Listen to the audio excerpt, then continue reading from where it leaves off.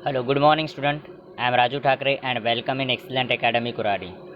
तो बच्चों, इसके पहले के लेक्चर के अंदर में हमने लिंकेज के बारे में पढ़े हैं और लिंकेज क्या होता है इसके बारे में हमने डिटेल तरीके से हमने जानने का प्रयास किए। तो लिंकेज का मतलब मैंने बताया था कि आपको जस्ट अपोजिट होता है किसके, लॉ ऑफ इंडिपेंडेंट असॉर्टमेंट के, जो मेंडल सर ने बताया था कि ईच एंड एवरी जो जीन होते हैं बोले वो इंडिपेंडेंट होते हैं, वो एक दूसरे से अलग होते हैं, जिनका एक दूसरे से कोई लिंक नहीं होता, कोई अटैचमेंट नहीं होता। ये चीज़ हमको मेंडल सर ने बताया थे। वो सिर्फ वहाँ तक के अप्लीकेबल था कि जहाँ तक के आपको क्या था कि अलग अलग क्रोमोसोम्स के अगर जीन है वहीं तक के वो अप्लीकेबल था।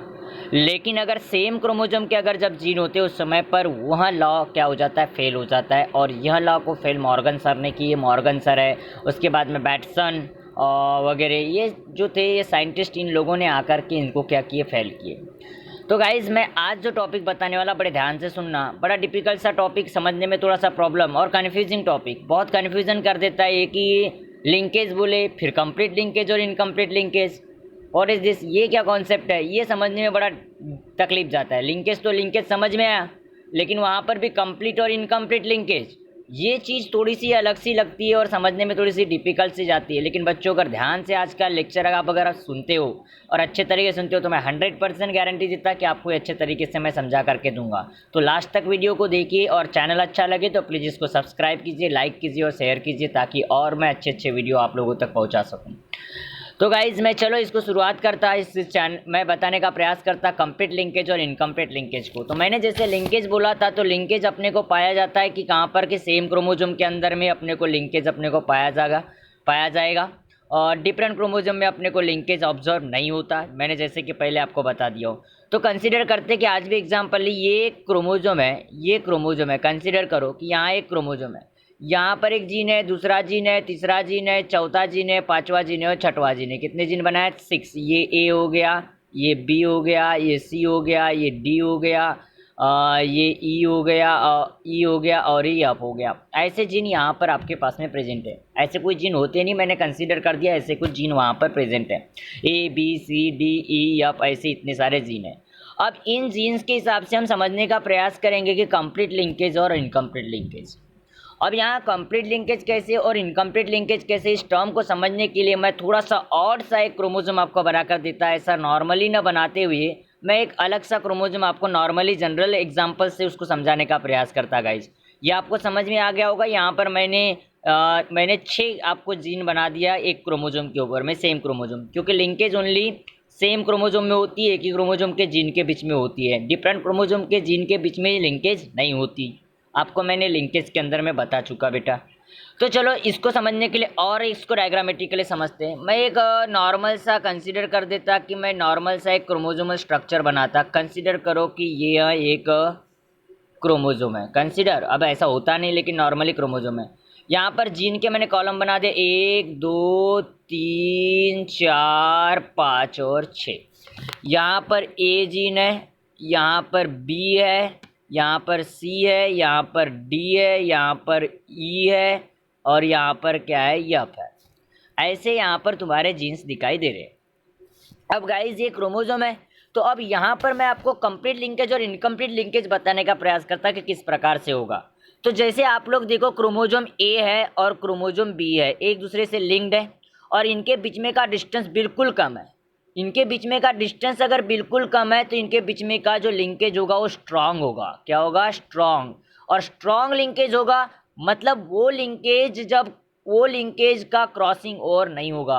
वो जीन दोनों एक साथ one generation to another generation में इनहेरिट हो गए, उनके बीच में का लिंक टूटेगा नहीं। तो क्रॉसिंग ओवर जिनका नहीं होता, जो लिंक जैसे वो linkage one generation to another generation में ट्रांसफर होती है, जिनके बीच में स्ट्रांग लिंकेज होता है, ऐसे लिंकेज को हम लोग क्या बोलते हैं? Complete linkage. मतलब जिनके अंदर कोई क्रॉसिंग ओवर नहीं होता, और क्रॉसिंग ओवर नहीं होने के पीछे का रीजन होता है उनके बीच में का डिस्टेंस बहुत कम होता है। तो जो पास पास के जीन होते हैं एक क्रोमोसोम के अंदर में, जो एकदम एडजेसेंट जीन होते हैं, पास पास के जीन, इनके बीच में का लिंकेज क्या होता है? स्ट्रांग होता है। और उस लिंकेज को हम क्या बोलते हैं? कंप्लीट लिंकेज बोलते हैं। अब दूसरी तरफ अगर इसी को देखो, इसी एग्जांपल को देखो, तो ये ए जीन है और एफ जीन है, इनके बीच में भी लिंकेज है क्योंकि क्रोमोसोम सेम है, और क्रोमोसोम अगर सेम है तो इनके बीच में भी बच्चों लिंकेज होगा, है ना। क्योंकि क्रोमोजोम सेम के बीच में मैंने पहले ही बोला था कि स्टार्टिंग में ही आपको बोला हूँ मैंने इसके पहले के लिंकेज वाले आपको वीडियो के अंदर कि इनके बीच में क्या होगा, कहीं ना कहीं क्या होगा, लिंकेज होगा। लेकिन बच्चों थोड़ा ध्यान से गौर से देखो, ये वाला क्रोमोजोम यहाँ है और ये एफ वाला क्रोमोजोम यहाँ है, ये है और ये एफ है। इनके बीच में का डिस्टेंस बहुत ज़्यादा है as compare to A and B. तो इनके बीच में का डिस्टेंस ज़्यादा है तो थोड़े बहुत चांसेस बन जाते हैं, थोड़े बहुत चांसेस बन जाते हैं कि ये क्रोमोजोम यहाँ से लीव होकर के बाहर निकल जाए और रिकॉम्बिनेशन के लिए चला जाए, मतलब क्रॉसिंग ओवर के लिए चला जाए।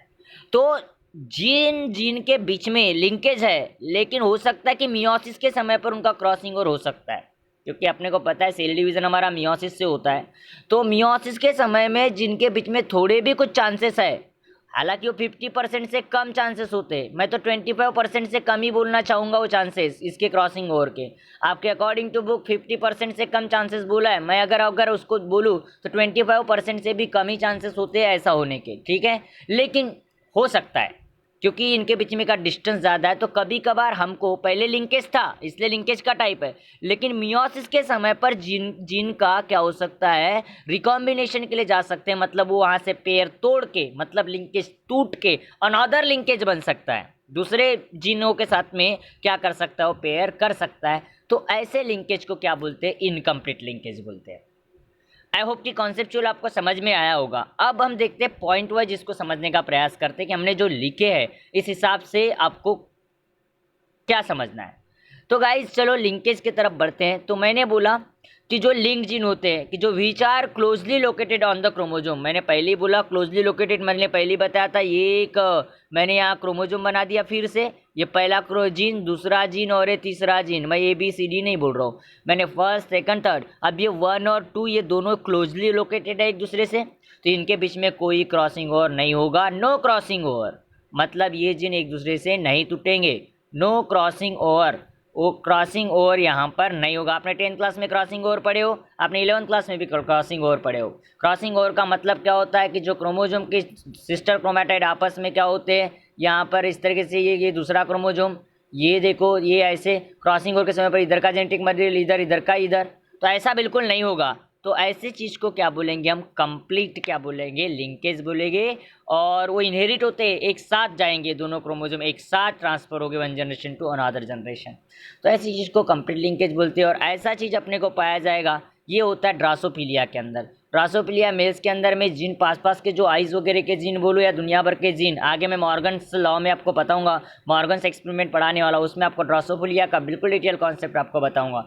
याद रखो एक्स क्रोमोजोम का जो ड्रासोफिलिया मेल्स के अंदर में होता है, उसके अंदर में कंप्लीट लिंकेज होता है, मतलब उसके पास के जीन बिल्कुल भी वहाँ पर क्या नहीं होते, टूटते नहीं मियोसिस समय पर, जैसे कि वैसे इनहेरिट होते हैं। इनकम्प्लीट लिंकेज को भी फिर से देख लेते हैं पॉइंट वाइज हमने कैसे बनाए। तो जो लिंक्ड जीन बोला which are distantly located, distantly located मतलब देख लो, मैं और फिर से एक बार इसको डायग्रामेटिकली बना रहा हूँ। ये क्रोमोजोम कंसीडर करो, ये पहला क्रोमोजोम, दूसरा chromosome, first gene, second gene, third gene और ये फोर्थ जीन। अब ये पहला फर्स्ट जीन है और ये फोर्थ जीन है, इनके बीच में भी लिंकेज है, फर्स्ट और फोर्थ के बीच में भी लिंकेज है, लेकिन डिस्टेंस बहुत क्या ज़्यादा है, डिस्टेंटली लोकेटेड मतलब दूर दूर जीन है। डिस्टेंटली लोकेटेड मतलब क्रोमोजोम सेम है लेकिन दूर दूर है, तब जाकर के यहाँ चांसेस बन जाते थोड़े बहुत क्रॉसिंग ओवर के, मतलब लेस देन क्या बोलूँगा 25% यहाँ पर चांसेस बन सकते हैं कि कहीं ना कहीं क्रॉसिंग ओवर हो सकता है। तो इसको बोलेंगे फिर वीकली लिंक जीन या फिर incomplete link gene, weekly link gene या फिर क्या बोलेंगे उनको, इनकम्प्लीट लिंक जीन। और मैंने लिखवाया देखो 50% से भी कम चांसेस इसके होते हैं, मैंने 25% आपको बोला, लेकिन आपके अकॉर्डिंग टू बुक 50% से भी कम चांसेस इसके ऐसा होता है। और ऐसा इनकम्प्लीट लिंकेज अपने को जी में इसके कलर के शेप में आपको दिखाई देगा, अलग अलग टाइप्स के वहाँ पर लिंकेज अपने को कलर दिखाई देते हैं। तो ऐसा एक सिंपल सा कॉन्सेप्ट है इनकम्प्लीट और कंप्लीट लिंकेज को समझने का। तो कंप्लीट लिंकेज का मैं अगर ओवरऑल अगर आपको बोलूँ एक सेंटेंस में, तो क्रॉसिंग ओवर जिनके अंदर में नहीं होता, मतलब जिनके जीन आपस में जुड़े हुए होते वो टूटेंगे नहीं। इनकम्प्लीट लिंकेज का मतलब जिनमें क्रॉसिंग ओवर होगा, मतलब मियोसिस के समय पर उनके जीन क्या हो सकते हैं, एक दूसरे से अलग हो सकते हैं, लेकिन पहले लिंकेज था। यहाँ तो लिंकेज लास्ट तक के, लेकिन यहाँ पहले लिंकेज था। क्रॉसिंग ओवर के जैसे मियोसिस समय पर 50% से कम चांसेस है कि जहाँ पर क्या हो सकता है, वो क्रॉसिंग ओवर हो सकता है। तो ऐसे लिंकेज के तुम्हारे सिंपल 2 टाइप है। आई होप बहुत ईजी तरीके से आपको इसको बताया मैंने, समझ में आया होगा। ईजी वे से मैंने आपको समझाने का प्रयास किया। अगर आपको अच्छे तरीके से समझ में आया तो गाइस आगे के वीडियोस के लिए फिर से चैनल को सब्सक्राइब करें and thank you so much for watching this video guys. Thank you so much.